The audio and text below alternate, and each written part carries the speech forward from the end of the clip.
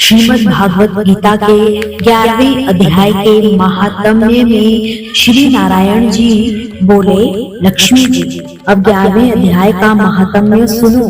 सुगंधभद्र नामक नगर था, जिसके राजा का नाम सुखानंद था। वह लक्ष्मी नारायण की बहुत सेवा करता था। वहाँ एक ब्राह्मण धनपात्र विद्वान पंडित रहता था। वह ब्राह्मण नित्य गीता जी के 11वें अध्याय का पाठ करता था और राजा भी वहाँ नित्य लक्ष्मी नारायण की सेवा करता था और पाठ भी नित्य श्रवण करता था। ऐसे ही सेवा करते करते बहु काल व्यतीत हुआ। एक दिन राजा घर आया। उस दिन बहुत अतीत देशांतर फिरते फिरते उस नगर में आए। अतीतों ने राजा से कोई जगह मांगी। राजा ने बड़ी हवेली बुलाई। वहां अतीत उतरे। राजा ने सीधा दिया।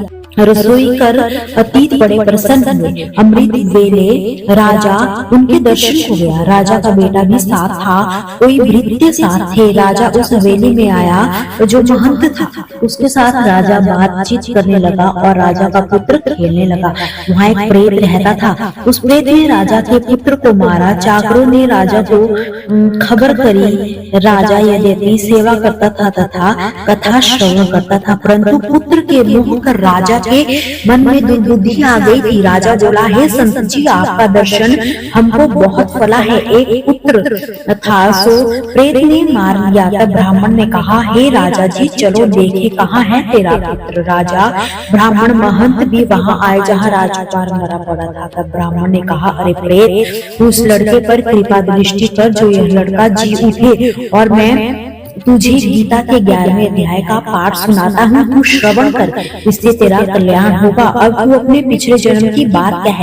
अब प्रेत बोला, मैं पूर्व जन्म में ब्राह्मण था। इस ग्राम के बाहर हल जोतता था, जहाँ एक दुर्लभ विप्र आया था। सो इस खेत में गिर पड़ा। उसके अंग से रुधिर निकला। एक चील ने उसका मांस नोच लिया। मैं बैठा देखता था। मेरे मन में दया न आई जो इस विप्र को छुड़ा दूं। इतने में एक और पंडित आया। उसने यह देख मुझसे कहा, अरे हल जोतने वाले विप्र, तेरे कर्म चांडाल के हैं। निर्दयी, तेरे खेत के पास विप्र का मांस चील तोड़ खाती है। तू आंखों से बंधा अंधा है जो छुड़ाता नहीं। सो मेरे श्राप से तू प्रेत योनि पावेगा। तब मैंने उसके चरण पकड़कर कहा, मेरा उद्धार कैसे होगा।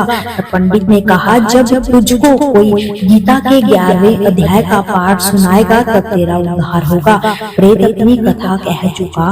तब विप्र ने राजा से पूछा। राजा ने कहा, इसका उद्धार करिए और मेरे बेटे को जीवित कीजिए। तब विप्र ने गीता के 11वें अध्याय का पाठ किया और प्रेत पर जल छिड़का। तत्काल प्रेत की देह छूटकर देव देही पाई। राजा का पुत्र सावधान हुआ। प्रेत श्याम सुंदर चतुर्भुज रूप को खड़ा हो गया। स्वर्ग से विमान आया, उनमें चला गया। राजा का पुत्र भी गीता के 11वें अध्याय का पाठ सुनाने में श्री नारायण जी परायण हुआ। वह भी विमान में बैठकर बैकुंठ गया। तब उस ब्राह्मण से राजा ने 11वें अध्याय का पाठ श्रवण किया।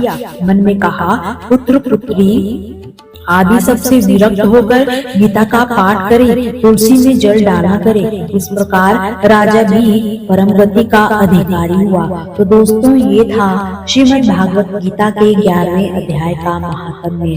मिलते हैं अध्याय 12 में।